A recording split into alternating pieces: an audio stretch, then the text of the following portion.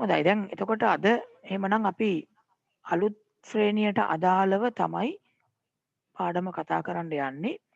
අර 7 නම් අර අවසාන පාඩමේ ඉතුරු ටික සෙනසුරාදාට කරනවා අර කලින් සතිය වගේ. දැන් මේ අලුත් පොතක් අරගෙන ඇති. ඉතින් දැන් ගොඩක් අයට මං හිතන්නේ අච්චුපත් අලුතෙන් හම්බෙලා තියෙනවා. අච්චුපත් හම්බෙලා තියෙන අය බැලුවා නම් මොකක්ද පළවෙනි පාඩම කියලා. මේ වෙනකොට දන්නව ඇති. නේද? ඔව්. පළවෙනි පාඩම විදිහට තියෙන්නේ මොකක් කියලාද? ශුද්‍ර ජීවීන්ගේ වැදගත්කම කියලා තමයි පාඩම මාතෘකාව තියෙන්නේ. ශුද්‍ර ජීවීන්ගේ වැදගත්කම. මේ ගැන මේගොල්ලෝ ගැන මේ පල්ලෙහා පන්තිවලදීත් ඕගොල්ලෝ අහලා තියෙනවනේ. ජීවීන් කියන්නේ කවුද කියලා මුලින්ම 6 දී ඉගෙනගෙන තියෙනවා. එතකොට ශුද්‍ර ජීවීන් ගැනත් යම් යම් දේවල් අපි කතා කරලා තියෙනවා පහුගිය අවුරුදු වල. ශුද්‍ර ජීවීන් කියන කණ්ඩායම කවුද කියලා ඇහුවොත් ඇත්තටම කොහොම අයද ශුද්‍ර ජීවීන් කියලා කියන්නේ? කාටද ශුද්‍ර ජීවීන් කියන්නේ? ඔව් ශුද්‍ර ජීවීන් කියලා කියන්නේ ඊටාම කුඩා ජීවීන් තමයි. හරියටම මේක පැහැදිලි කරගත්තොත් ශුද්‍ර ජීවීන් විදිහට අපි හඳුන්වන්නේ තනි තනිව ගත්තාම පැහැදිලිව අපේ මේ පියවි ඇසට පේන්නේ නැති අය. පියවි ඇස කියන්නේ මොකද්ද? පියවි ඇහැ කියන්නේ මෙහෙම ඇස් දෙක පියාගත්තාමද? පියවි ඇහැ කියන්නේ එහෙම නෙමෙයි. පියවි ඇස කියන්නේ මොකද්ද?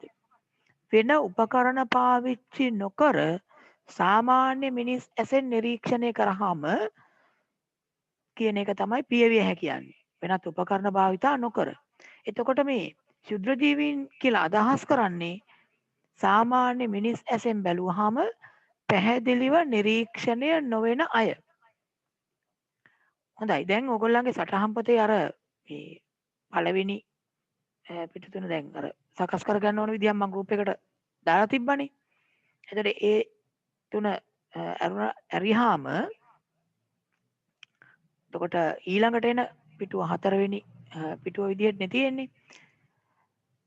ඒකේ අපි මුලින්ම මාතෘකාව ලියමු.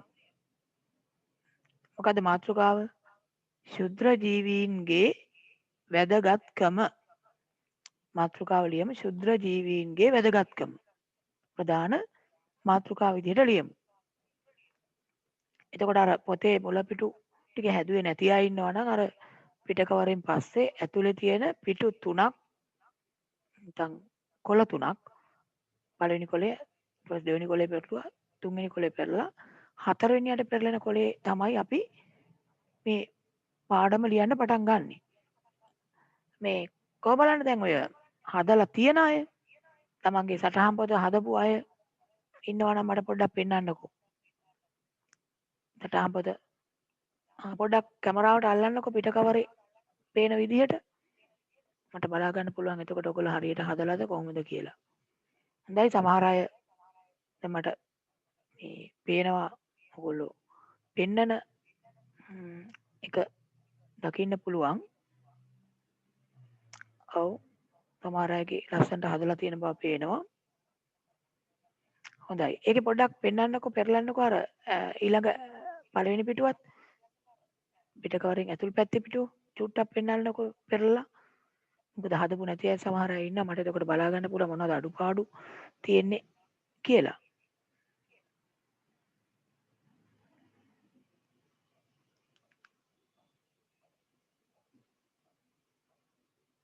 හොඳයි දැන් ගොඩක් අය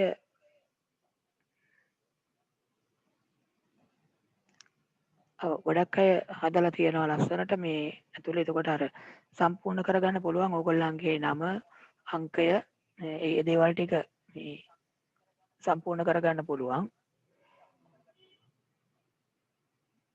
හොඳයි සමහර අය පෙන්නන ඒවා මට දකින්න පුළුවන්. හොඳයි. හරි. ඊළඟ දෙවෙනි පිටුව. ඊට පස්සේ තියෙන පිටුව. හොඳයි. ඒක අර වාක්‍යයක් නේ ලියන්න කිව්වේ නේද? ඔව්. ඔව්. විද්‍යාව ලියන පොතේ ඇති හැමදේම හැමදෑම මතකයේ රැඳේවා කියන වාක්‍ය තමයි ලියන්න කියලා කිව්වේ. හරි. ඊට පස්සේ පිටුවේ පාඩම් මාතෘකා ටික ලියන්න කියලා කිව්වේ. එතකොට ඔයගොල්ලන්ගේ අච්චු පොත හම්බුණා නම් පළවෙනි පොතේ තියෙනවා පාඩම් 8ක් මාතෘකා. දෙවෙනි පොත සමහර අයට හම්බෙලා ඇති. මේ ඒක නම් දැන් පාඩම් කරගෙන යනකොට ඒ අනුව ලියන්නත් පුළුවන් මාතෘකා ටික.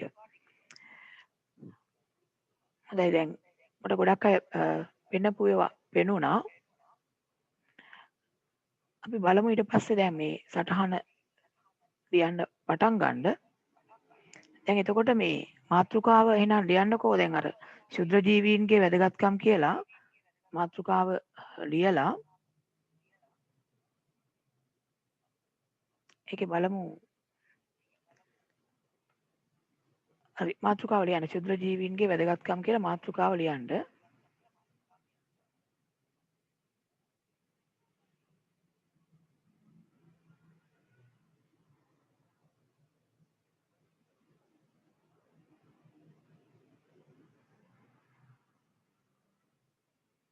ලිව්වද? හොඳයි. අපි ඊට පස්සේ බලමු මේ ශුද්‍ර ජීවීන් කියන්නේ කවුද කියලා එහෙනම් ඉස්සෙල්ලම තන ලියලා යමු. ශුද්‍ර ජීවීන් කියන්නේ කාටද? කොහොම අයටද? ශුද්‍ර ජීවීන්ගේ වැදගත්කම කියලා මාතෘකාව ලිව්වට පස්සේ ඒක යටතේ ඡේදයක් වගේ මුලින්ම ලියමු. ශුද්‍ර ජීවීන් ලෙස හඳුන්වන්නේ ශුද්‍ර ජීවීන් ලෙස හඳුන්වන්නේ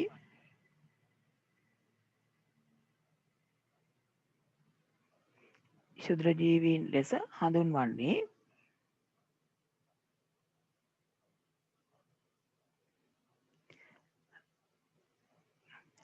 තනි සෛලයකින් හෝ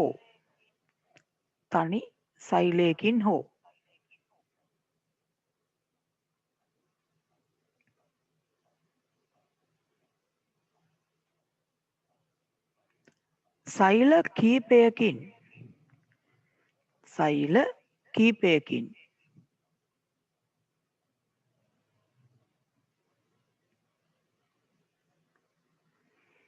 සෑදී ඇති තනි සෛලයකින් හෝ සෛල කීපයකින් සෑදී ඇති පියවි ඇසට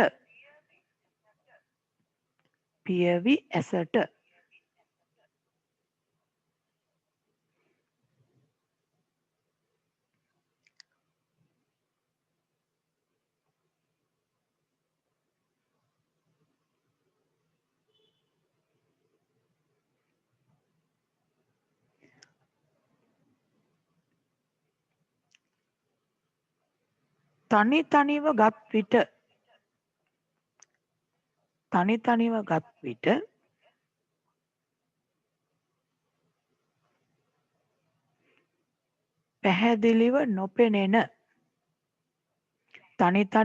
විට පැහැදිලිව නොපෙනෙන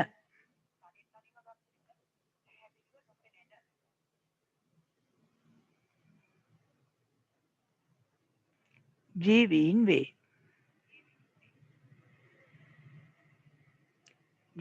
වේ.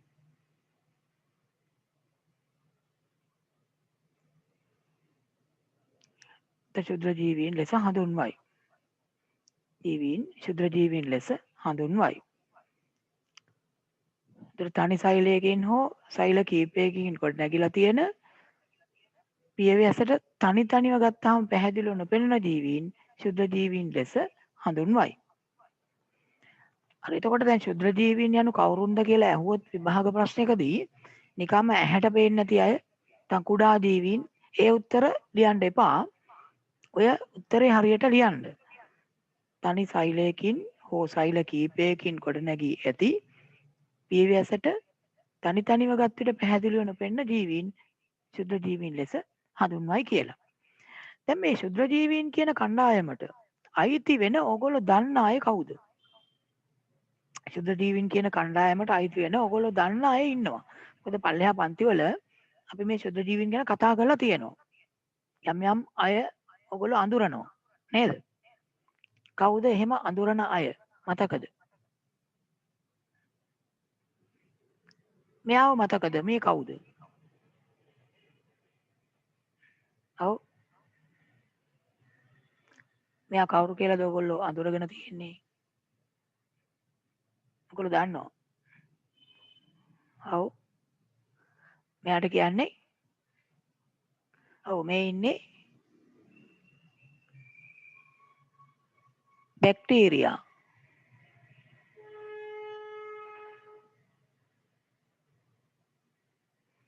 බැක්ටීරියා තමයි මේ ඉන්නේ. හැබැයි ඉතින් බැක්ටීරියා කියන කට්ටිය එක එක විදිහ අය ඉන්නවා. මේ එක කණ්ඩයක් එක වර්ගයක් විතරයි. විවිධාකාර හැඩ තියෙන බැක්ටීරියා වර්ග අපිට හම්බ වෙනවා. එතකොට ඕවගේම තව ශුද්ධ ජීවී කාණ්ඩයට අයිති එක්කෙනෙක් තමයි මෙන්න මෙයා. මෙයා මතකයක් තියෙනවද කාට හරි අඳුර ගන්න පුළුවන්ද මේ කවුද කියලා? ඔව් සමහර අය දන්නවා නේද? ඔව්. හොඳයි සමහර අය අත් ඔසවනවා දන්නවා කියලා. ඔව් මෙයාට කියන්නේ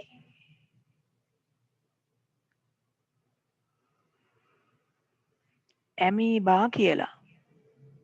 ඇමීබා. හරි. ජලයේ ඉන්න එක්කෙනෙක් අපිරිසුදු ජලයේ එහෙම ඉන්න පුළුවන්. ඇමීබා. හොඳයි. ඊළඟට බලන්න මෙයා වඳුරනවද කියලා. මෙයා ටිකක් විශේෂ කෙනෙක් මතකයක් තියනවාද? ඔය 6 පන්තියේදී එහෙමත් කියලා තියෙනවා. 7 පන්තිදී 6 පන්තිදී කියලා තියෙනවා. කාට හරි මෙයාගේ නම මතකද? කො බලන්න මේ එහෙම නම මතක කවුරු හරි ඉන්නවා නම් අත ඔසවන්න. මෙයාගේ නම මතක අය. කවුද එහෙම අය ඉන්නේ? එහෙම අය ඉන්නවා. හොඳයි. ඔව්. නම කිව්වොත් මේ ඔය කැමරාව ඔන් කරලා නම කිව්වොත් මට හොයාගන්න පුළුවන්. ඒ කියන්නේ හරි නමද කියන්නේ කියලා. ඔව්. කවුද මෙයාගේ නම? කියන්න බලන්න ඔහොම කියන්නකෝ මට හොයන්න පුළුවන්. හොඳයි සඳේව කියනවා හොඳයි. හරි. සඳේව කියපු උත්තරේ හරි. අනිත් අය ඔව් කියන්න බලන්න. ඔව් දිනිති හරි. මොකද්ද කිව්වේ? නිකිනේ කියන්න බලන්න මොකද්ද කියලා මට එතකොට හොයන්න පුළුවන්. ඔව් සමහර අය නම් හරියට කියනවා. ඔව් මෙයාගේ නම තමයි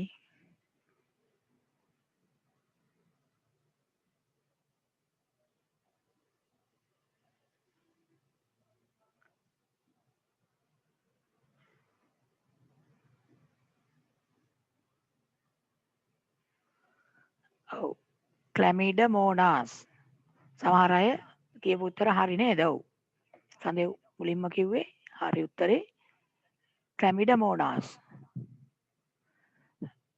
ක්ලැමිඩමෝනාස්. පොඩ්ඩක් උත්තරේ ලියපු එක මැකිලා නේද? අපි අහපුවා ලියමුකෝ. මේ ක්ලැමිඩමෝනාස්. මෙයා කොහෙද ඉන්නේ? මෙයා ඉන්නේ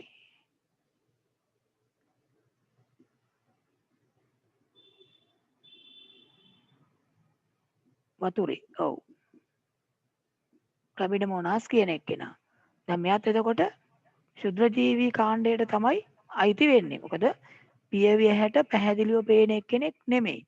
අන්වීක්ෂයෙන් බැලුවොත් තමයි බලා ගන්න පුළුවන්. හොඳයි. ඔතන දැන් අර ශුද්‍ර ජීවීන් කියන්නේ කවුද කියලා ඔයගොල්ලෝ ලිව්වනේ.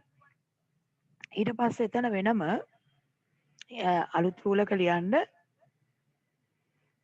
විවිධ වර්ගවල වෙනම රූලක ලියන්න විවිධ වර්ගවල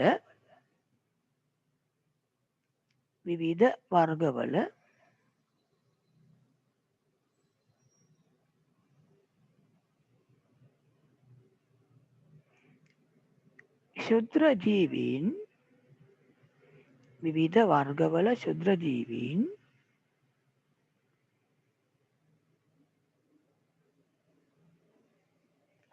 පරිසරය තුල හමු වේ. විවිධ වර්ගවල ශුද්‍ර ජීවීන් පරිසරය තුල හමු වේ.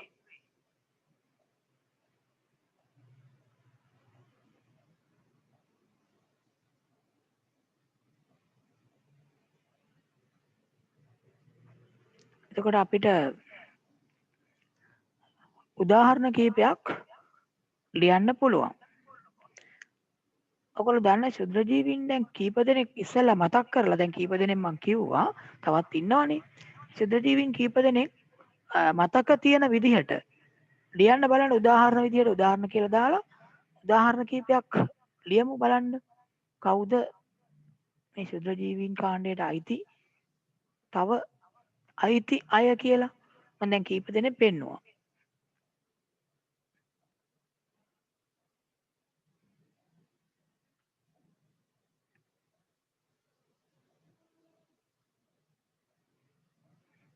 මේ තව එක්කෙනෙක් මතකද?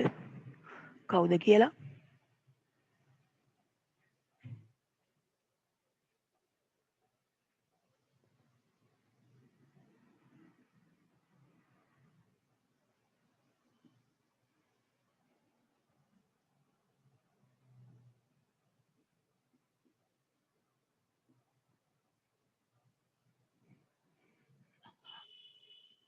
මතකද?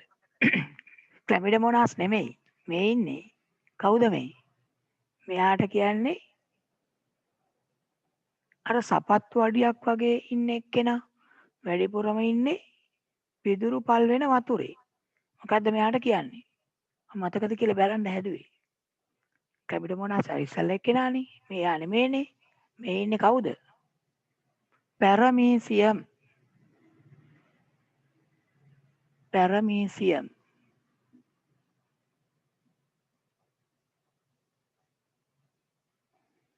පැරමීසියම් කියන එක්කෙනා තමයි මේ ඉන්නේ.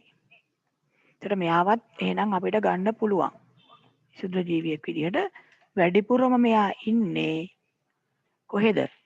පිදුරු පල් වෙන වතුරේ.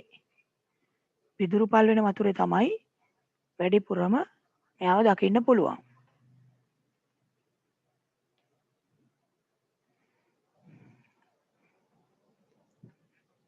තව කවුද ඔයගොල්ලෝ දන්න ශුද්‍ර ජීවීන් ඉන්නේ?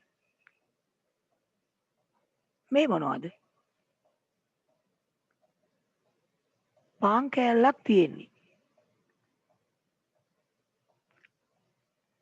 ඔව් පාන් වල හැදෙන මේ පුස් කියන ඒවා. පුස් කියන ඒවා අපි විද්‍යාවේදී හඳුන්වන්නේ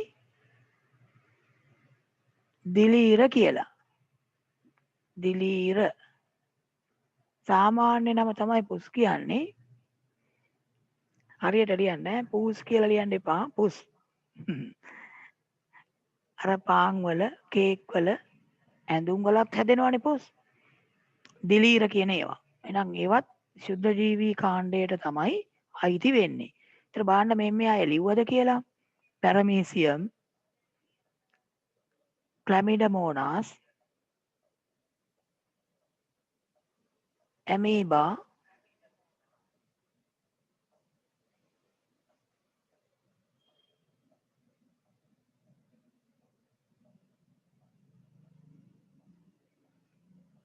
බැක්ටීරියා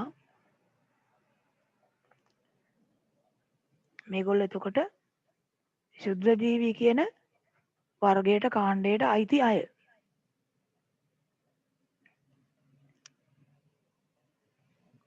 දැන් සමහර අය ලියලා ඇති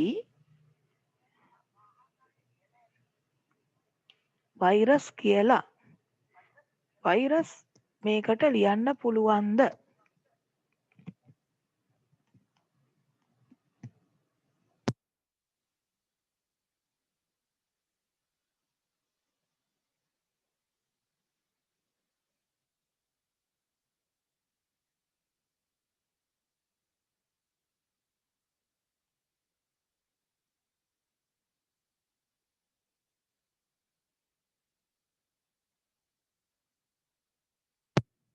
මොකද කියන්නේ වෛරස් මේකට ලියන්න පුළුවන්ද?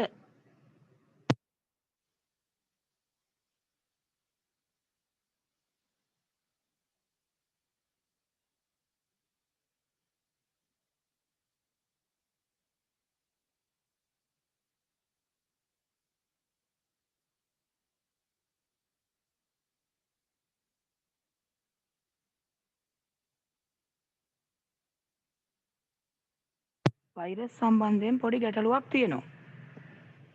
මොකක්ද ගැටලුව? ඔව්. වෛරස් කියන කට්ටිය සම්බන්ධයෙන් තියෙන ගැටලුව මොකක්ද? වෛරස් කියන කට්ටිය සම්බන්ධයෙන් පොඩි ගැටලුවක් තියෙනවා. වෛරස් කියන අය තවමත් විද්‍යාඥයින්ට තීරණය කරන්න බෑ ජීවීද අජීවීද කියලා. මොකද මේගොල්ලෝ මේ දෙක අතරමැද ලක්ෂණ පෙන්වන්නේ.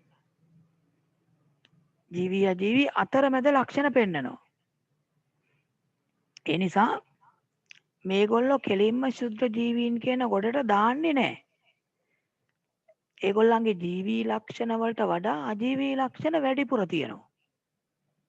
හැබැයි ප්‍රමාණය ගත්තාම ඊටාම පුංචි සාමාන්‍ය අර විද්‍යාගාරවල තියෙන ආලෝක අන්වීක්ෂයකින්වත් පේන්නේ නැහැ. ඉලෙක්ට්‍රෝන අන්වීක්ෂ වලින් විතරයි වෛරස් බලන්න පුළුවන්. ඒ කියන්නේ ප්‍රමාණය අනුව නම් ශුද්‍ර තමයි. හැබැයි ජීවී කියලා හරියටම ගන්න බැරි ප්‍රශ්නයක් තියෙනවා. හේතුව තමයි මේ අය එලිමහනේ බාහිර පරිසරයේ ඉන්නකොට කිසිම ජීවී ලක්ෂණයක් පෙන්වන්නේ නැහැ. ඔහි අංශුවක් විදියට තියෙනවා. මේගොල්ලන්ට සුදුසු ජීවී සෛලයක් හෝ ජීවී පටකයක් ඇතුළට ගියොත් විතරයි ඒ වගේම අංශ ගොඩක් හදන්න පුළුවන් වෙනවා.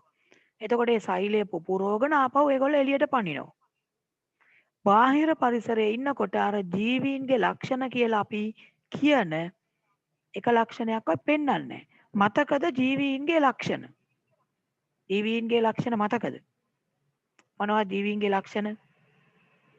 ශ්වසනය කිරීම, පෝෂණය ලැබීම, ප්‍රතිචාර දැක්වීම, වර්ධනය, ප්‍රජනනය, මෙන්න මේ වගේ ජීවී ලක්ෂණ ගැන අපි ඉගෙනගෙන තියෙනවානේ. සාමාන්‍ය බාහිර පරිසරයේදී මේ වෛරස් කියන කට්ටිය එහෙම කිසිම ජීවී ලක්ෂණයක් පෙන්වන්නේ නැහැ.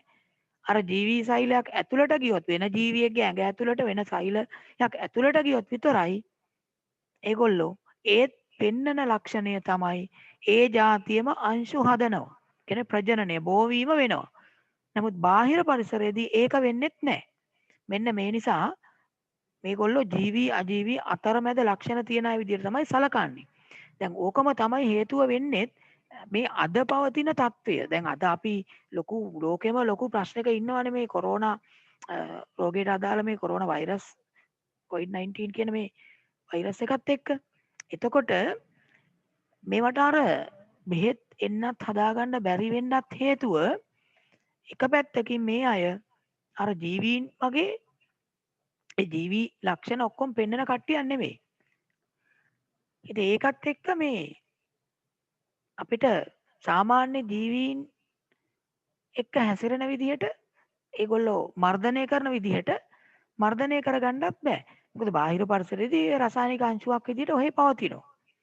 ඉතින් කොරෝනා වෛරස් එක ගැන නම් කියනවනේ ඒ දින ගාණක් තියෙන්න පුළුවන් එහෙම කතාවක්. ඉතින් සමහර වෛරස් තියෙනවා අවුරුදු ගණන් ඉන්නවා. ඒ කියන්නේ බාහිර පරිසරයේ ඔහේ අවුරුදු ගාණක් ඔහේ පවතිනවා.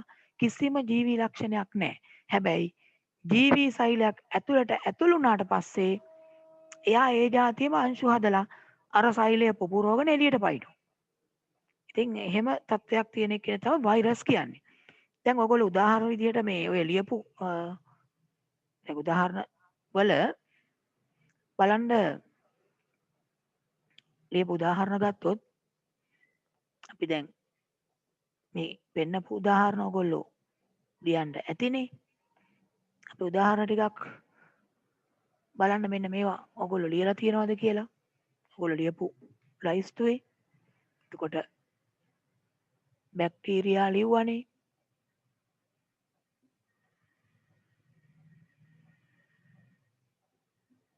බැක්ටීරියා දිලීර ඇමීබා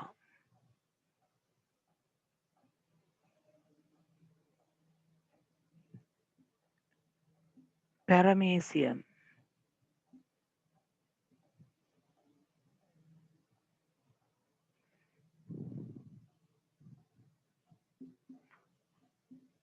ක්ලැමිඩමෝනාස්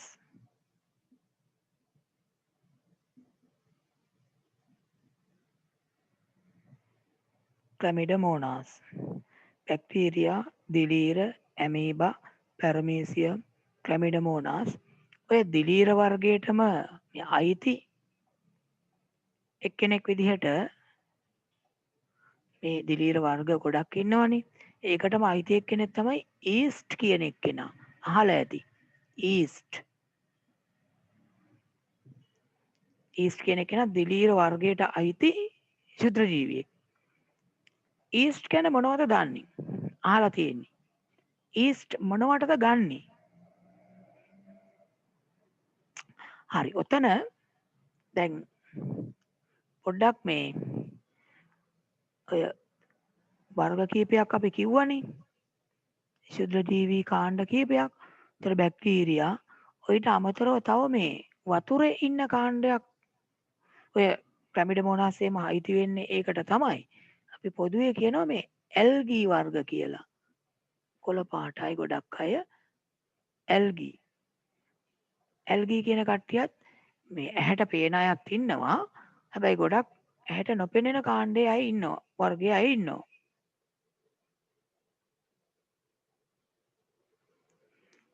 හොඳයි. ඔතන මේ පොඩ්ඩක් අපි මෙන්න මේ ක්ෂුද්‍ර ජීවීන් දැන් රූප වලින් දුන්නොත් එහෙම දැක්කොත් එහෙම ඔයගොල්ලන්ට අඳුර ගන්න පුළුවන් වෙන්න ඕන. ඉතින් ඒ හින්දා මේ උදාහරණ කීපයක් මම පොඩි වෙලාවක් දෙන්නම්. මේ පැන්සලෙන් දල සටහනක් විදිහට එතන ඇඳගන්න පස්සේ රූප අලවන්න පුළුවන්.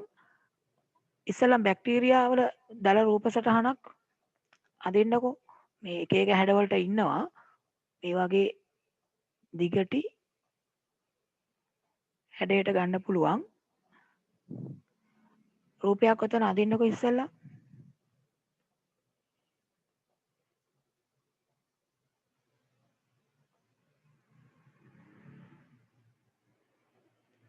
එතකොට මෙයාගේ මේ මෙහෙම හැඩ අයෙත් ඉන්නවා. ඔය ගෝලාකාර අයත් ඉන්නවා.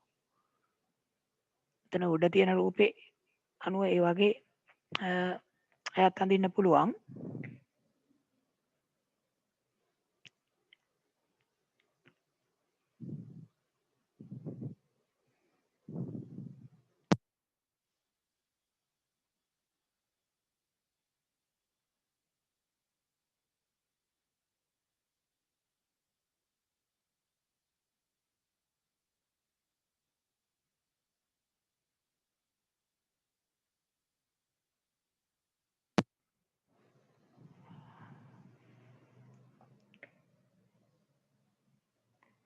බැක්ටීරියා වල රූපයක් එතන එතකොට අඳින්නකො මේ අර බැක්ටීරියා මේ වර්ග කීපයක් ඉන්නවා. ඒකයි මම කිව්වේ මේ ඔයගොල්ලන්ට අඳිනකොට දැන්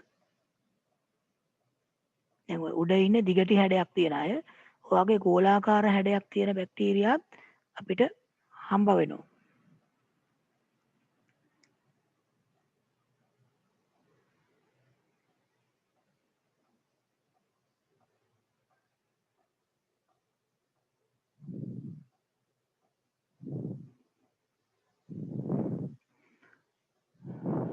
මෙහෙම ඔයාගේ දිගටි හැඩ තියෙන අය හම්බ වෙනවා. ගොලාකාර අය හම්බ වෙනවා.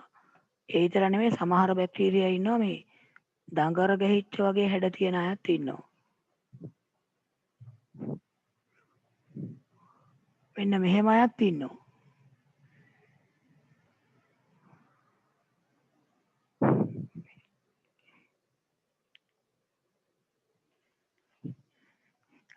රූපය අඳින්නකෝ දැන් උතන තියෙන රූපයත් අඳින්න පුළුවන්. ඊට අමතරව මේ එක එක හැඩ විදිහට තියෙන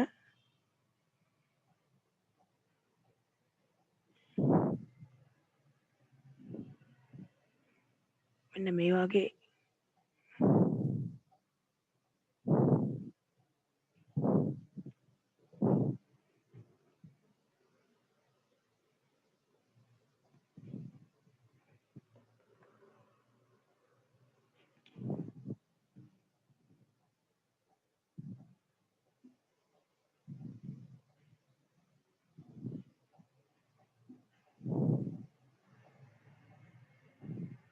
මෙන්න මෙහෙම දඟර ගැහිච්ච වගේ හැඩයක් තියෙන අයත් සමහර ලාවට පරිසරේ ඉන්නවා.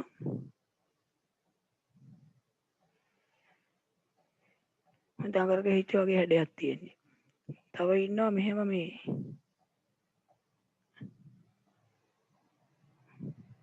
කොමා එකක් වගේ නිකන් හැඩේ තියෙන මේ වගේ බැක්ටීරියාත් ඉන්නවා. කොමා එකක් වගේ බැලුවහම.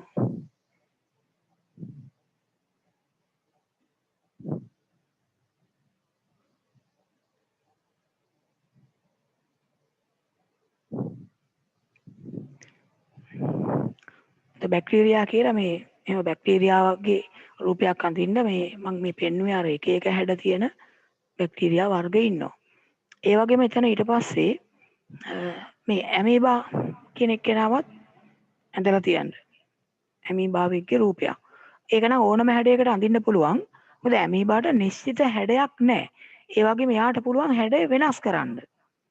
ඇමීබා කියලා ලියලා ඇමීබාව කෙනෙක් අඳින්න වතුරේ ඉන්න කෙනෙක් ඕන හැඩයකට අඳින්න පුළුවන්.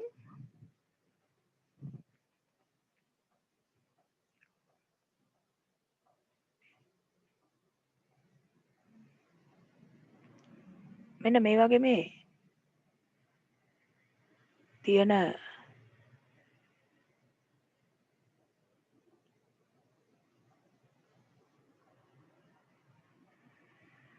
මේ වගේ අර එක පැත්තකට දික් වෙලා වගේ තියෙන ව්‍යුහ තියෙනවනේ. ඒවට කියන්නේ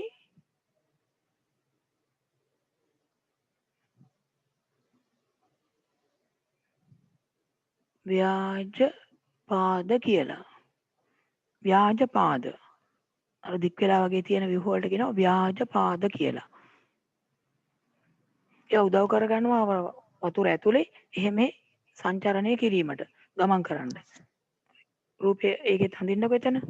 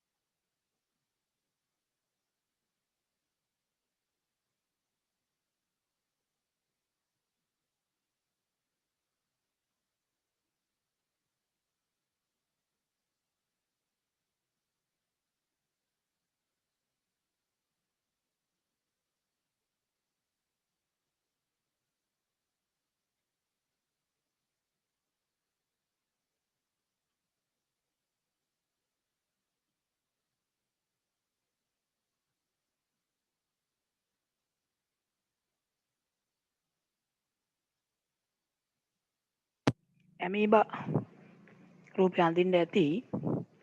ඊට පස්සේ බලමු ඊළඟට ඉන්න කෙනෙක් ක්‍රැමිඩමෝනාස්. මෙයාත් ජලයේ ඉන්න ශුද්‍ර ජීවියෙක්. එයාගෙත් බලන්න රූපයක් අඳින්නකො ක්‍රැමිඩමෝනාස්ගෙත්. ක්‍රැමිඩමෝනාස්. ඒගොල්ලෝ සමහර අය ඔයගොල්ලෝ කලිනුත් දන්නවා පල්ලෙහා පන්තිවලදීත් ඇඳලා තියෙනවා.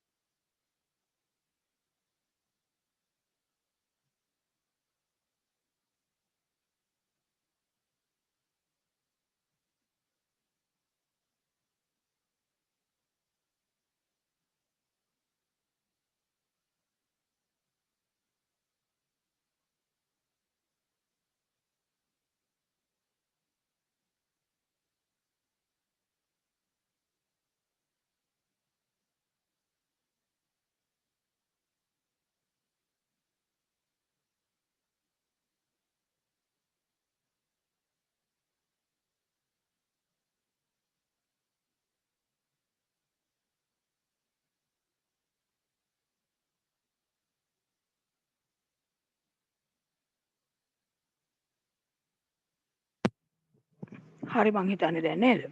ඒක ඇඳලා ඉවරයි නේද? ක්‍රැමිඩමෝනාස් ඇඳා. ඊට පස්සේ අපි තව එක්කෙනෙක් දැක්කනේ මේ මෙන්න මෙයා. එයාට කියන්නේ පැරමීසියම්. සපත්තු අඩියක් වගේ තමයි බැලු බැලමට පේන්නේ. පැරමීසියම්. එයා මේ පිදුරු පල් වෙන වතුර තමයි වැඩිපුරම හම්බ වෙන්නේ. මෙයාගෙත් රූපයක් අඳින්නකෝ. පැරමීසියම්.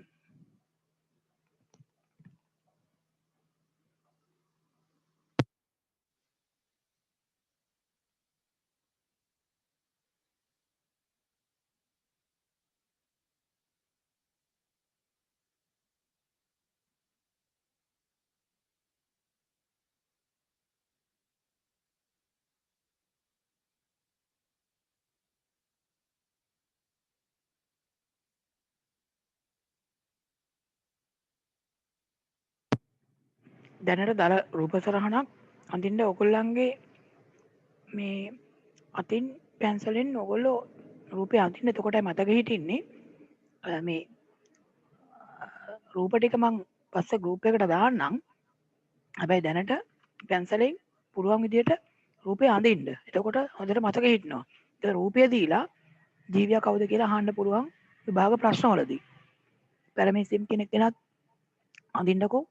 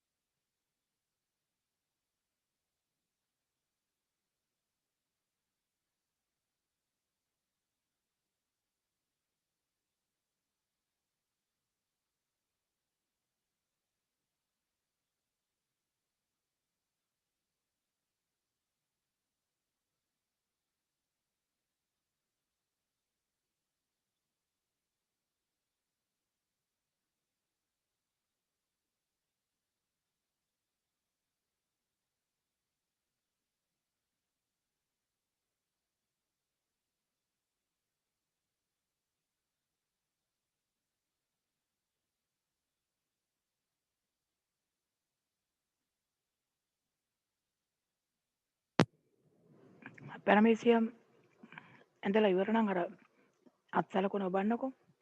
සමහර අය මං හිතන්නේ ඇඳලා ඉවරයි. තාම සමහර අය නම් අඳිනව නේද? හොඳයි දැන් සෑහෙන පිරිසක් ඇඳලා ඉවර බව පේනවා. ඊළඟට අපි අර පුස් එහෙම නැත්නම් දිලීර ගැන කිව්වා. හැබැයි දිලීර දැන් මේ තියෙන විදිහට ඔයගලන්ට ටිකක් අඳින්න අමාරුයි. දිලීර වල තියෙන්නේ මේ නිකන් නූල් ජාලයක් වගේ මේ එකට පැටලිච්ච නූල් බෝල මේ ජාලයක් වගේ තමයි දකින්න පුළුවන් වෙන්නේ.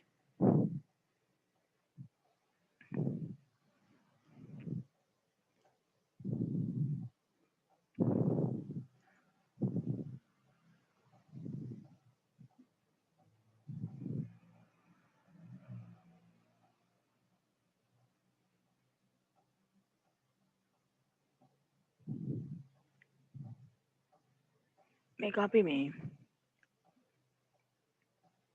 නූල් ජාලයක් වගේ නිකන් එතනම් හරි දිලීර කියන එක මේ වගේ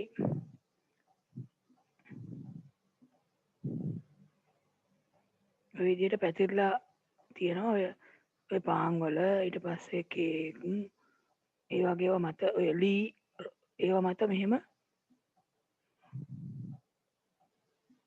නූල් ජාලයක් වගේ තමයි පැතිරලා තියෙන්නේ. පුස් එහෙම නැත්නම් දිලීර කියන ඒවා.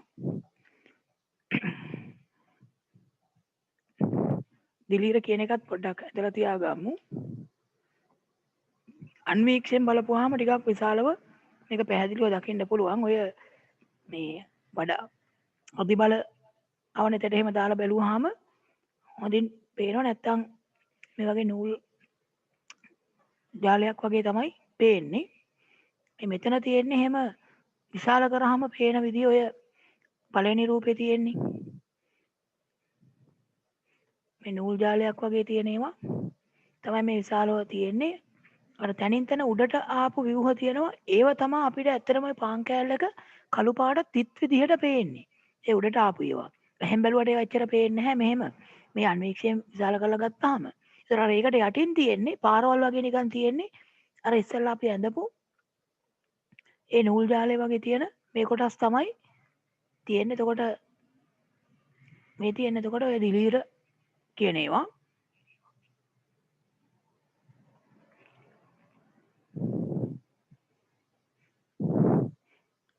දිලීර නැත්නම් පුස් කියලා අපි කියනවා.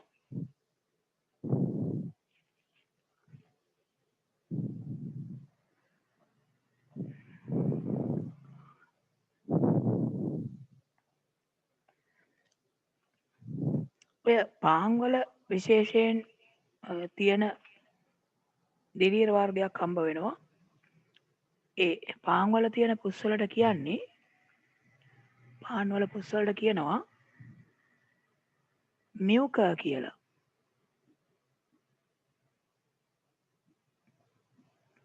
මියුකර් කියලා කියන්නේ පාන් වල තියෙන පුස්.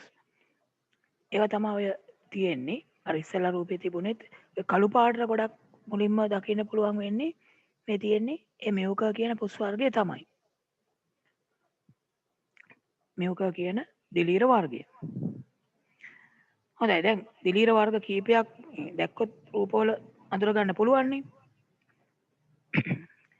පරිසරයේ ශුද්‍රජීවීන් ඉන්න බව අපිට පේන්නේ නැතුව ශුද්‍රජීවීන් ඉන්න බව තහවුරු කරගන්න පුළුවන් යම් යම් ක්‍රියාකාරකම් මගින් විශේෂයෙන්ම අන්වීක්ෂ මගින් පරීක්ෂා කරලා. හරි ඔය ටික පොඩ්ඩක් සටහන් කරගෙන ඉවර නම් ඊට පස්සේ මේ ඔතන වෙනම රූලක ලියමු. වෙනම රූලක ලියන්නකෝ ක්‍රියාකාරකම කියලා. ක්‍රියාකාරකම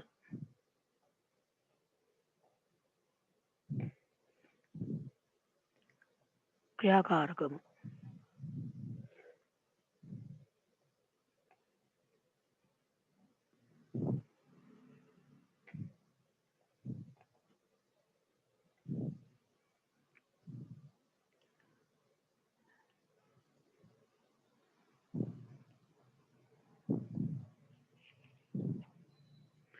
හරි ක්‍රියාකාරකම කියලා එතන ලියමු.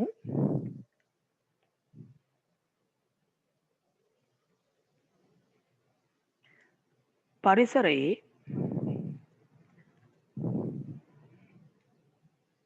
ශුද්‍ර ජීවීන් පරිසරයේ ශුද්‍ර ජීවීන්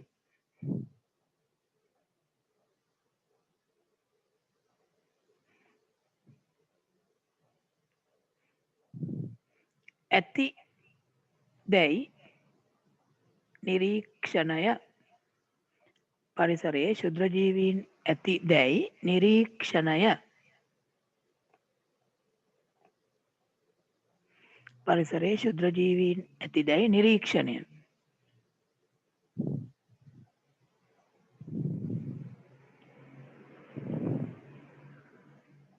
දැන් මේකට අපි කරන්නේ මේ වාදනයකට මේ වගේ වාදනයකට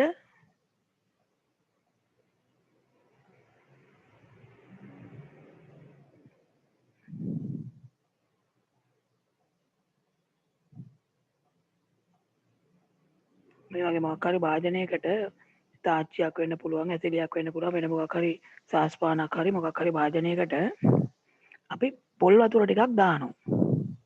මේකට දානවා පොල් වතුර ටිකක්.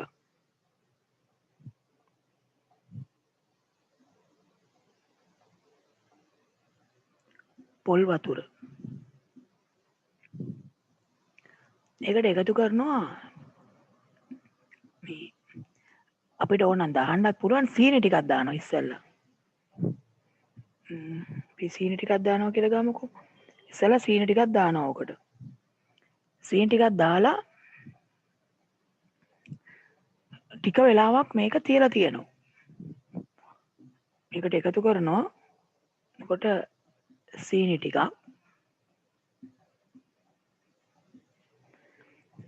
පොල් වතුරයි සීනි කලවම් කරලා ඊට පස්සේ මේක තියලා තියෙනවා ටිකක් වෙලා. ටික වෙලාවක් තියලා මේකෙන් පොල් වතුර බිඳුවක් අරගෙන අර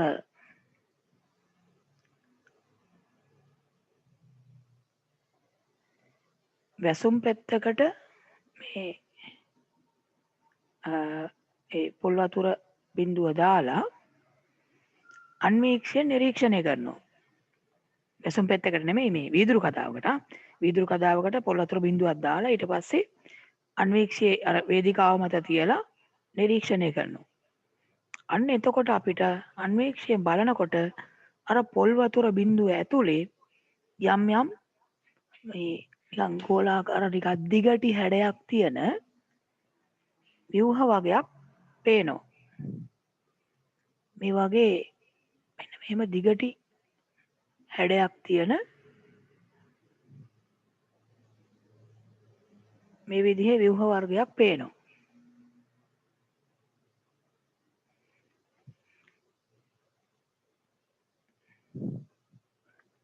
එතකොට මේවා මේ සෛල වර්ගයක් බව පේනවා අපිට බැලුවාම. ඇත්තට මේක මේ දකින්න හම්බ වෙන්නේ මේ ඊස්ට් කියලා හඳුන්වන ශුද්‍ර ජීවී වර්ගය. ඊස්ට් කියන ශුද්‍ර ජීවී වර්ගය තමයි දකින්න හම්බ වෙන්නේ. ඔතන මේ දැන් ක්‍රියාකාරකම කියලා ලියපු එකේ මෙන්න මේ වගේ හැඩයකට තමයි අපිට ඒගොල්ලන්ව දකින්න පුළුවන් අන්වීක්ෂයෙන් බැලුවාම. ඒගොල්ලන්ට අපි කියන්නේ ඊස්ට් කියලා. එතන මේ ක්‍රමය කියලා ලියමු.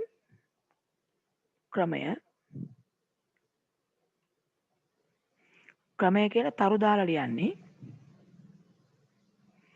ක්‍රමය කියලා තරු දාලා ලියමු. පිරිසිදු භාජනයකට පිරිසිදු භාජනයකට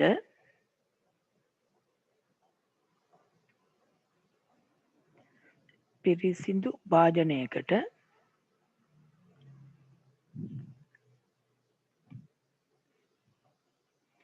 පොල් වතුර නියදයක් ගන්න. නියදයක් කියන්නේ සාම්පලයක් කියන එක. කියන්නේ පොල් වතුර ටිකක්.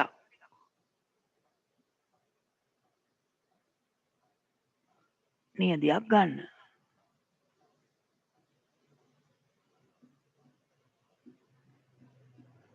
පොල් වතුර නියදියක් ගන්න.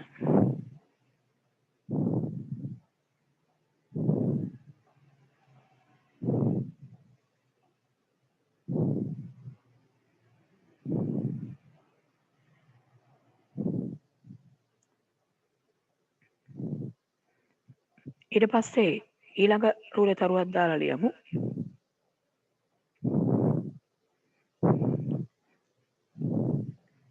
අර සීනි ටිකක් දැම්මොත් අපිට ටිකක් ඉක්මනින් මේ නිරීක්ෂණ ගන්න පුළුවන්. එහෙම නැත්නම් අර දවස් කීපයක් තියන්න වෙනවා. සීනි ස්වල්පයක් මිශ්‍ර කරන්න. අර ඊස්ට් මේ වර්ධනය වෙන එක වැඩි කරන්න ඒක කරන්නේ. සීනි ස්වල්පයක් මිශ්‍ර කරන්න. සීනි දැම්මේ නැතත් අවුලක් නැහැ. මොකද පොල් වතුර වලත් මේ සීනි ස්වභාවය තියෙනවනේ. සීනි ස්වල්පයක් මිශ්‍ර කරන්න. ඊට පස්සේ මේ වාදනය හැබැයි මේ බාහිරට විවෘතව තමයි දින කීපයක් තියන්නේ. සීනි ස්වල්පයක් දමන්න මිශ්‍ර කරන්න. ඊළඟ කාරණේ විදිහට ලියමු. තරුව දාලා මෙම මිශ්‍රණය සහිත බඳුන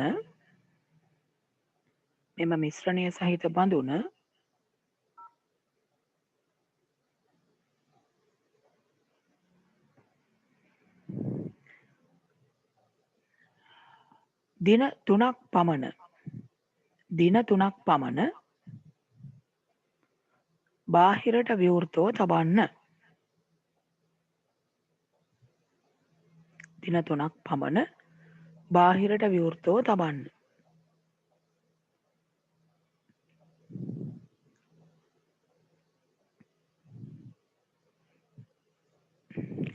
හරි ඊට පස්සේ කරන්නේ අර දින 3ක් විතර ගියාම මේ පොල් වතුර භාජනයෙන් බිඳුවක් අරගෙන වීදුරු කදාවක් මත තියනවා. ඒ වීදුරු කදාව මත තියලා වැසුම් පෙත්තකින් වහලා ඊට පස්සේ අන්වීක්ෂයෙන් නිරීක්ෂණය කරනවා. ඊළඟ කාරණේ විදිහට ලියමු. පොල් වතුර නියදියෙන්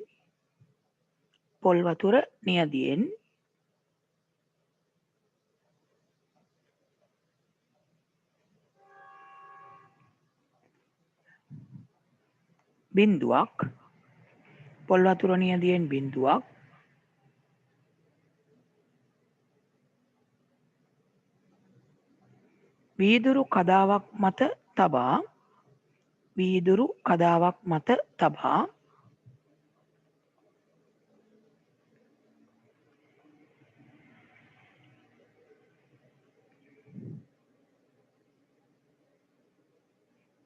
වීදුරු කදාවක් මත තබා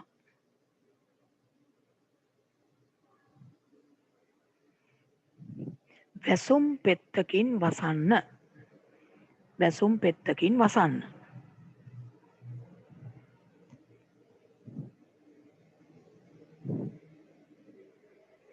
වැසුම් පෙත්තකින් වසන්න.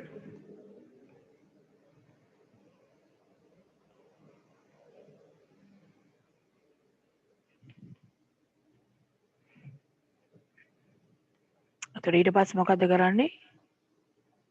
අර අන්වීක්ෂයකින් දැන් මේක නිරීක්ෂණය කරනවා.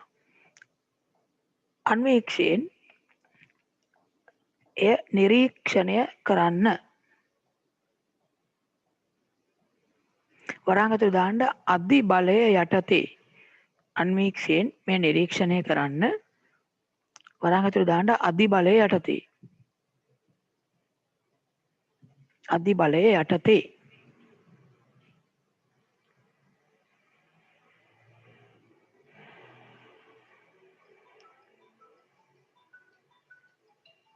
මේ වගේ කදාව හදාගෙන ඊට පස්සේ ඒක අන්වීක්ෂයෙන් තමයි නිරීක්ෂණය කරන්නේ.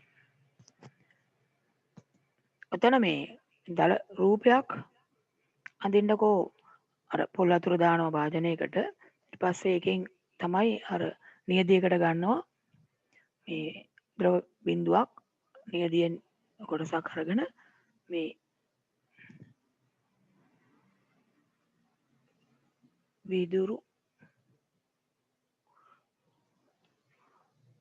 වීදුරු කදාවකට ලබා ගන්නේ.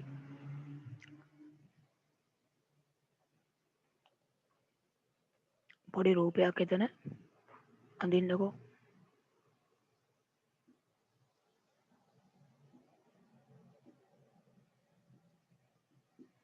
මේ වීදුරු කදාවකට දානවා.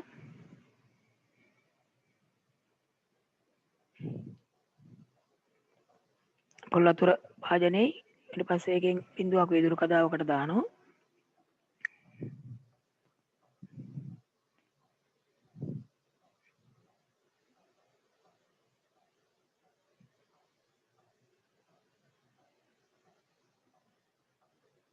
ඊට පස්සේ මේ අන්වීක්ෂය නිරීක්ෂණය කරනවා. දල රූපයක් පොඩ්ඩක් ඇඳලා තියන්නකෝ.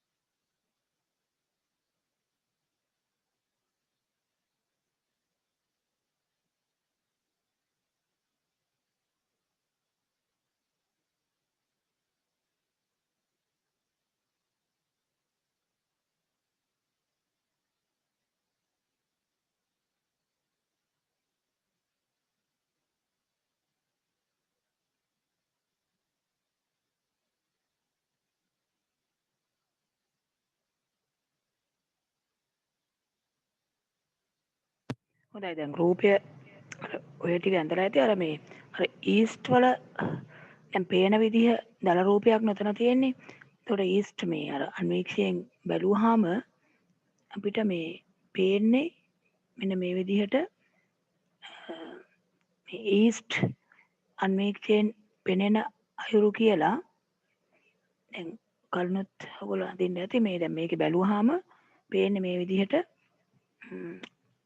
ඒකත් චුට්ටක් සටහන් කරගන්න අර අන්වීක්ෂයෙන් බැලුවාම පේන විදිහ ඊස්ට් සෛල මේ පේන විදිහ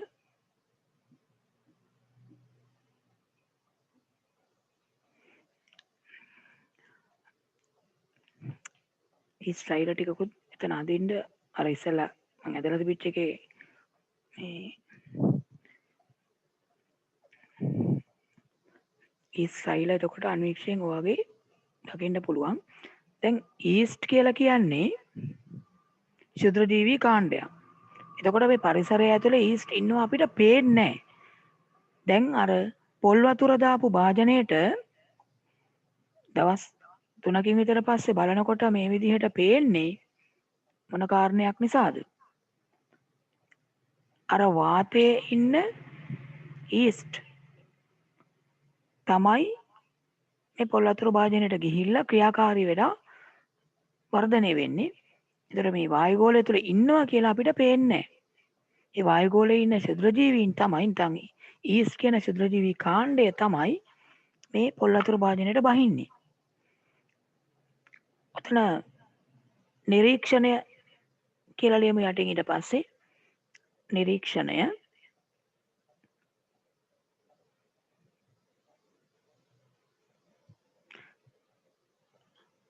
පොල් වතුර බිඳුව තුල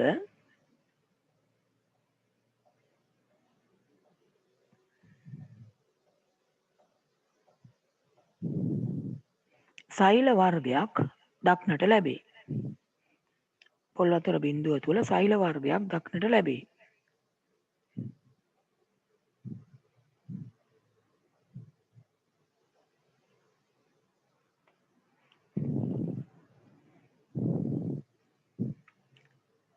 ඒක ඊට පස්සේ වරහන් ඇතුළේ ලියමු.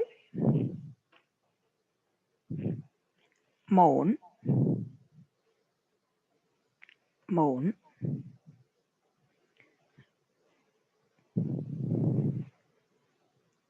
ඒකසෛලික මවුන් ඒකසෛලික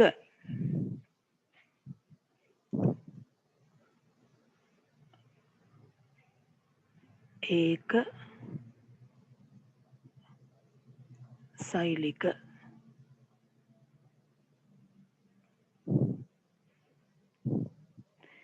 දිලීර විශේෂයක් වන මොවුන් ඒකසෛලික දිලීර විශේෂයක් වන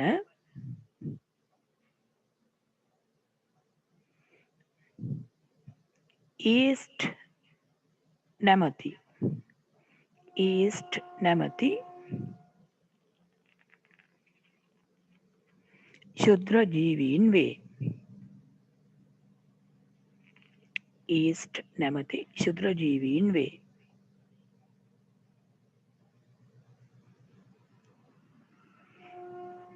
ඊට පස්සේ ඊළඟ රූල ලියමු නිගමනය කියලා.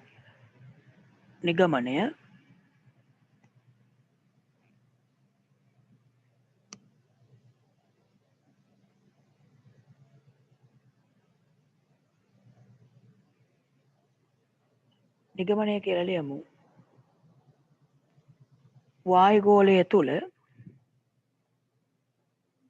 වායුගෝලය තුල ක්ෂුද්‍රජීවීන්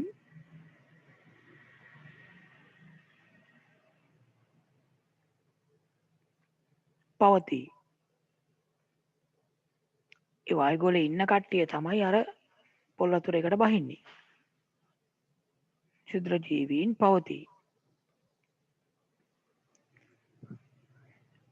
හරි ඊට පස්සේ මේ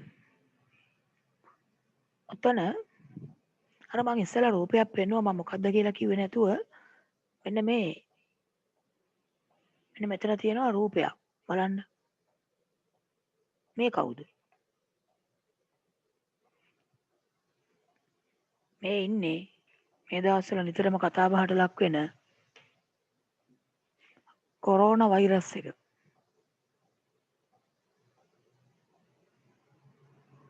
එතකොට මේ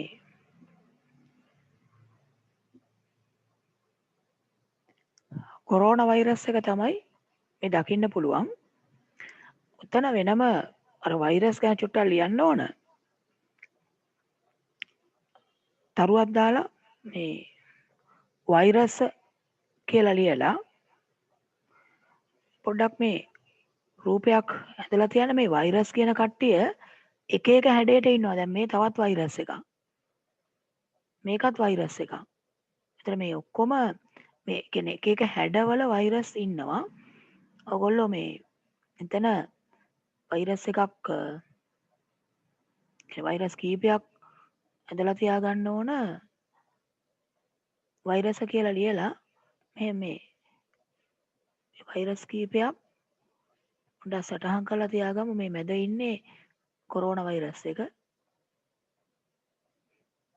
වෛරස කියලා ලියලා ඉස්සලා මේ පොඩියට මෙහෙම රූපයක් මේ රූප කීපයක් කියන්නේ වර්ග කීපයක් තියෙන බව පේන්න ඕන නිසා වර්ග කීපයක් තියෙන නිසා අඳින්න බලන්න එහෙම වෛරස් කීපයක් වෛරස කියලා ලියලා අඳින්නකො මේ දල රූප ටිකක්.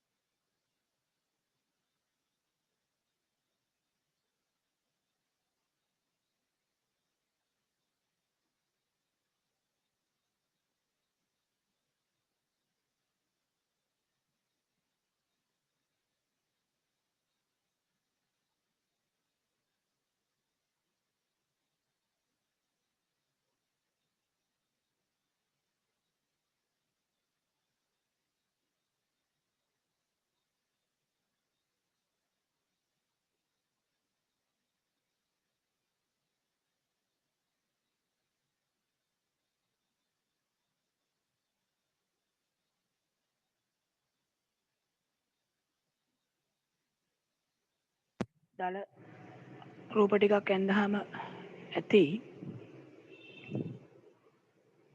මම මේ රූප කීපයක් ඔයගොල්ලන්ගේ ගෲප් එකට දාන්නම්. එතකොට අඩුපාඩු සම්පූර්ණ කරගන්න පුළුවන්. නැත්නම් ඒවා රූප අරගෙනම ඕනනම් අලවන්නත් පුළුවන්. දල රූප කීපයක් ඇඳහම ඇති. හරිද දැන් මේ ශුද්‍ර ජීවීන් කියන කට්ටිය එතකොට පියවිය හැට පේන්නේ නැහැ කිව්වනේ. දැන් පියවිය හැට පේන්නේ නැති නිසා මේගොල්ලෝ බලා ගන්න පුළුවන් උනේ අන්වීක්ෂ හැදුවට පස්සේ තමයි. ඒතර අන්වීක්ෂ හැදුවාම තමයි ශුද්‍ර ජීවීන් කියලා කණ්ඩායමක් ඉන්නවා කියලා දැනගත්තේ. දැන් ඔය හේතුව නිසා තමයි ඕගොල්ලෝ අහලා තියෙනවනේ අර සමහර ලෙඩ රෝග කීපයක් තියෙනවනේ දෙයියන්ගේ ලෙඩ කියලා. අන්නේ දෙයියන්ගේ ලෙඩ කියලා හඳුන්වන පැපොල, සරම්ප, කම්මුල්ගාය මෙන්න මේ වගේ ලෙඩ.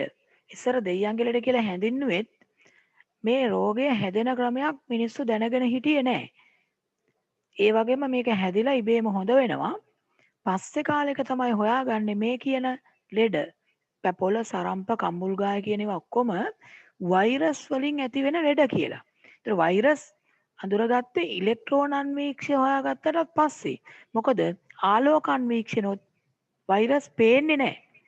يعني ඊටාම කුඩායි. එතකොට ඔය දෙයියන්ගේ ලෙඩ කියලා හඳුන්වන ලෙඩ ඔක්කොම වෛරස් මගින් ඇති වෙන රෝග. දැන් ඔතන රූප තුනක් ඇන්දනේ. ඒකේ යටතේ ලියමු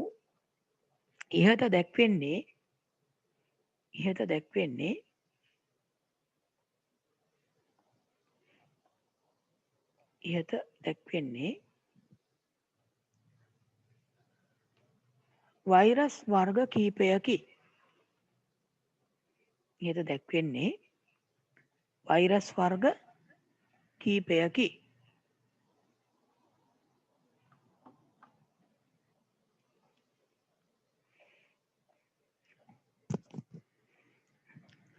වෛරස පිළිබඳව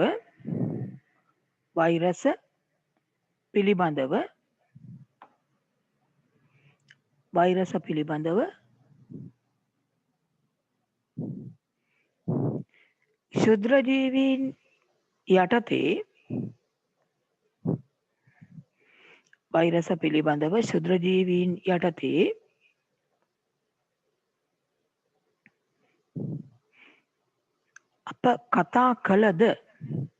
අප කතා කළද ඒවා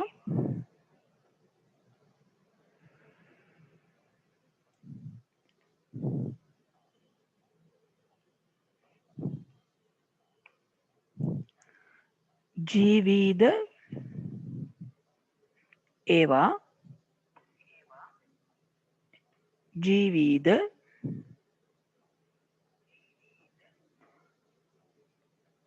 අජීවීද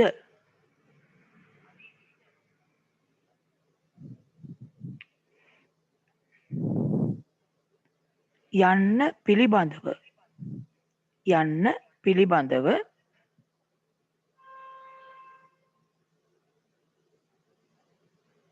ස්ථිර නිගමනයකට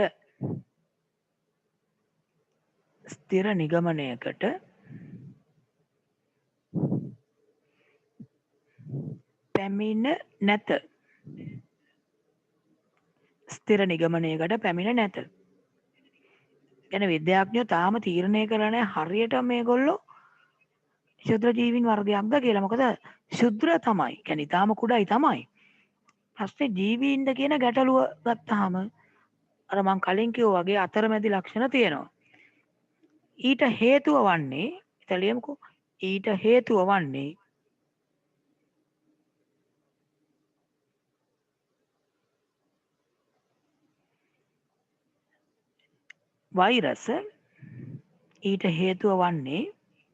වෛරස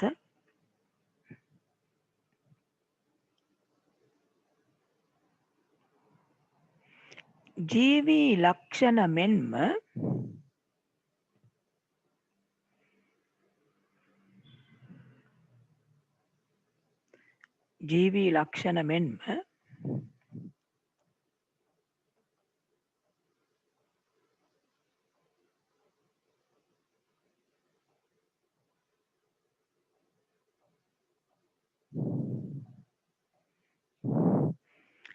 අජීවී ලක්ෂණද පෙන්නුම්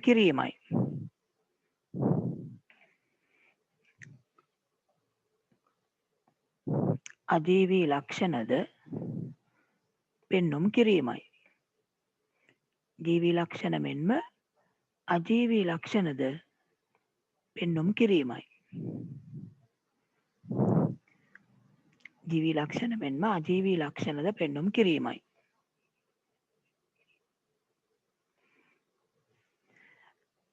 කොහොම වුණත් දැන් ඔය වෛරස් කියන කට්ටිය අඳුර ගන්න පුළුවන් වෙන්නේ ඉලෙක්ට්‍රෝන අන්වීක්ෂය සොයා ගැනීමෙන් පස්සේ. අලුත් රූලක තරුවක් දාලා ලියමු.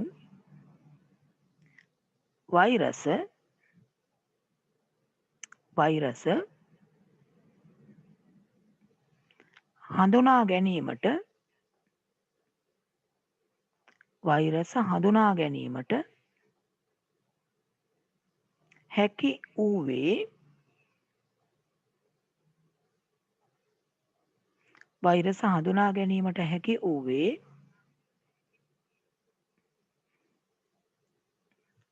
ඉලෙක්ට්‍රෝන අන්වීක්ෂය සොයා ගැනීමෙන් පසුවය. වෛරස හඳුනා ගැනීමට හැකි වූවේ ඉලෙක්ට්‍රෝන අන්වීක්ෂය සොයා ගැනීමෙන් පසුවය. දැන් මේ වෛරස් කියන එක එතකොට අපි කෙලින්ම ශුද්‍රජීවී කියනකොට දාන්නේ නැහැ. හේතුව අර ජීවී වගේම අජීවී ලක්ෂණත් පෙන්눔 කරන නිසා. දැන් ඔය ශුද්‍රජීවීන් කියන කට්ටිය අඳුරගන්න පුළුවන් වුණේ අන්වීක්ෂය හැදුවට පස්සේනේ. එතන මේ අන්වීක්ෂයක් මුලින්ම නිපදවීම කවුද අන්වීක්ෂයක් මුලින්ම හදලා තියෙන්නේ? මුලින්ම අන්වීක්ෂයක් හදලා තියෙන්නේ මෙන්න මෙයා.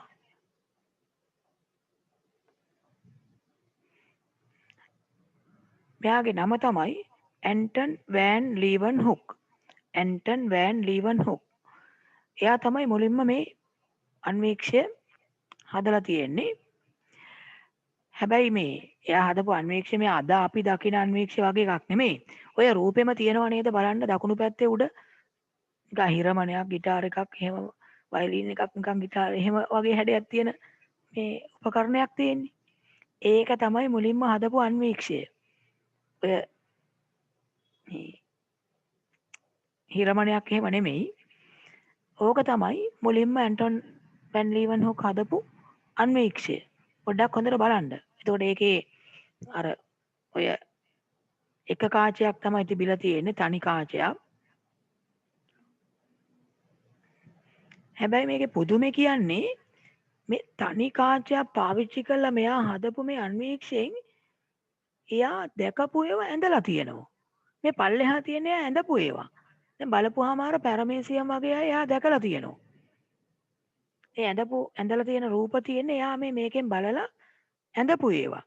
කොහොමද මෙච්චර තනි කාචයක් තිබිච්ච මේ අන්වීක්ෂයෙන් මේවා මෙයා ඇන්දේ මේ පෙනුනේ කියන එක සමහර වෙලාවට දැන් ගැටලුවකුත් වෙලා තියෙනවා. ඒ කියන්නේ මේ තනි කාචයකින් හදපු මේ අන්වීක්ෂයෙන් මෙච්චර ඒවා කොහොමද පෙවුනේ කියලා. ඔය තියෙන්නේ එහෙම එයා නිරීක්ෂණය කරපු යම් මේ ජීවීන්ගේ රූප තමයි ඔය එයාම ඇඳපු ඒවා පහලින් තියෙන්නේ. හරි. එතන වෙනම තරුවක් දාලා ලියමු. මුල්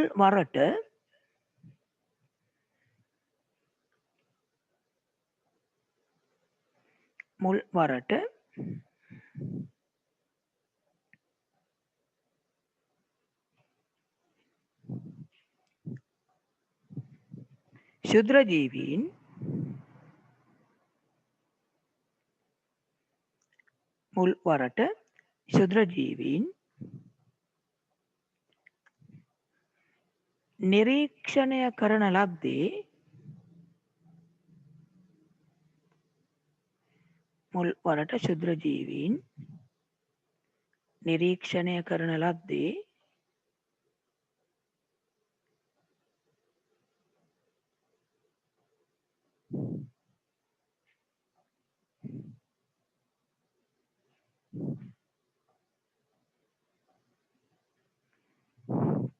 කවුරු කියලාද මම කිව්වේ?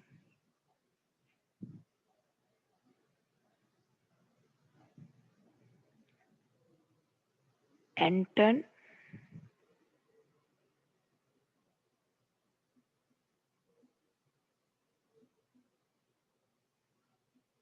van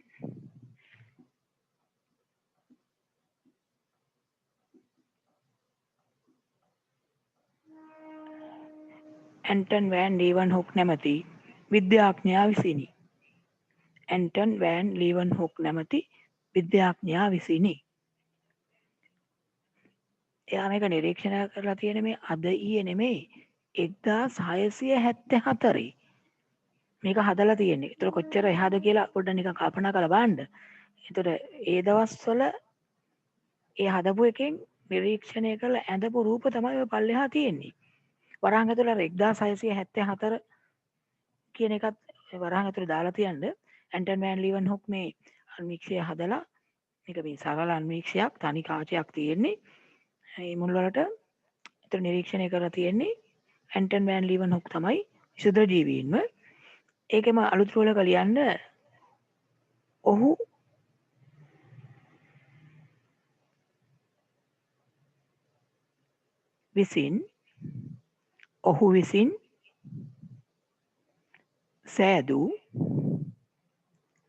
ඔහු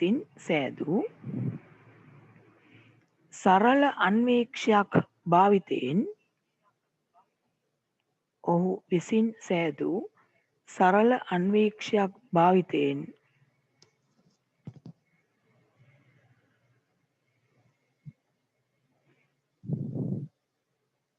ශුද්‍ර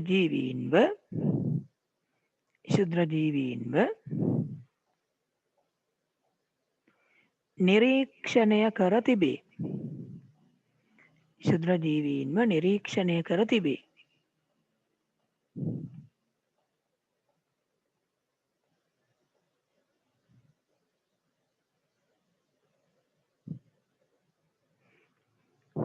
එතකොට ඇත්තට මෙයා හදපු ඔය අන්වීක්ෂය තමයි ඔය උඩ තියෙන්නේ. මේ තනි කාචයක් පාවිච්චි කරපු බොහොම සරල ඇටවුමක් විදියට හදපු එකක්. එකෙන් බලලා ඇඳපු රූප තමයි ඔය පහළ දකින්න පුළුවන් වෙන්නේ. හොඳයි. දැන් මේ ශුද්‍ර ජීවීන් කියන කාණ්ඩය අද අපි සංයුක්ත අන්වීක්ෂ වලින් ඉලෙක්ට්‍රෝන අන්වීක්ෂ වලින් බලලා මීට වඩා හොඳට අඳුරගෙන තියෙනවා. මේ ශුද්‍ර ජීවීන් සම්බන්ධයෙන් කතා කරනකොට වැදගත් වෙන කාරණයක් තමයි මේ ශුද්‍ර ජීවීන් ආහාරවලට කරන බලපෑම. ශුද්‍ර ජීවීන් ආහාරවලට සිද්ධ කරන බලපෑම. මොකක්ද ඇත්තටම ශුද්‍ර ජීවීන් ආහාරවලට කරන බලපෑම? ඔව් අපිට තියෙන ප්‍රශ්නයක් මේ ආහාර දිගට තියාගෙන පාවිච්චි කරන්න බෑ. ටික දවසක් යනකොට නරක් වෙනවා. මේ ආහාර නරක් වීමට හේතු වෙන්නේ මොකද්ද කාරණේ? ආහාර මත ශුද්‍ර ජීවීන් වර්ධනය වීම. ඒගොල්ලෝ වර්ධනය වෙලා ක්‍රියා කරනකොට ඒගොල්ලන්ගේ ක්‍රියාකාරීත්වයන් හින්දා ඒගොල්ලෝ පිට කරන යම් යම් රසායනික ද්‍රව්‍ය හින්දා ආහාරවල වෙනස් වීම සිද්ධ වෙනවා. එතකොට ඒවා ආහාරය අපිට භාවිතා කරන්න බැරි විදියට වෙනස් වුණාම අපි කියනවා ආහාරය නරක් වුණා කියලා. විවිධ වෙනස්කම් ආහාරයක් නරක් වුණාම දකින්න පුළුවන්. අනුමාත්‍රකාවක් විදියට ලියමු මේ වෙනම අලුත් රූලක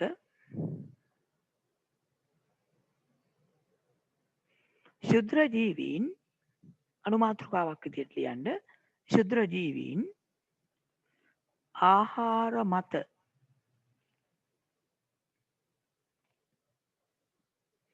ශුද්‍ර ජීවීන් ආහාර මත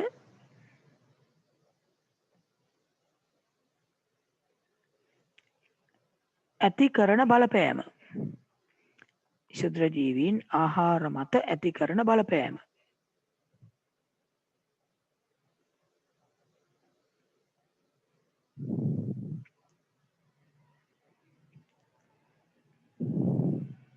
එතකොට ප්‍රධානම බලපෑම තමයි මේ ගොල්ලෝ ආහාර මත වර්ධනය වුණාම ආහාරයේ ස්වභාවය වෙනස් වෙලා අපට භාවිතා කරන්න බැරි වෙනවා. වෙන විදිහකට කිව්වොත් නරක් වෙනවා.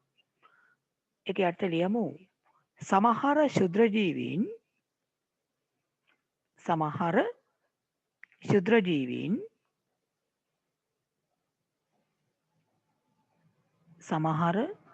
ශුද්‍ර ජීවීන් ආහාර මත වර්ධනය වීම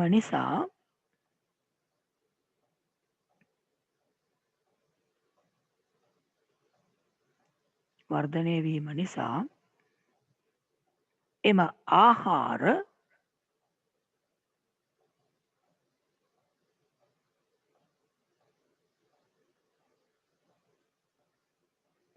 පරිභෝජනයට ගැනීමට නොහැකි ලෙස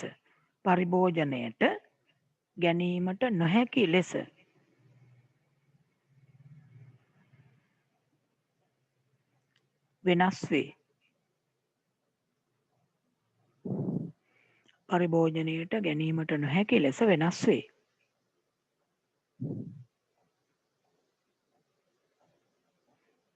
මෙය ආහාර නරක් වීම ලෙස හඳුන්වයි. මෙය ආහාර නරක් වීම ලෙස හඳුන්වයි.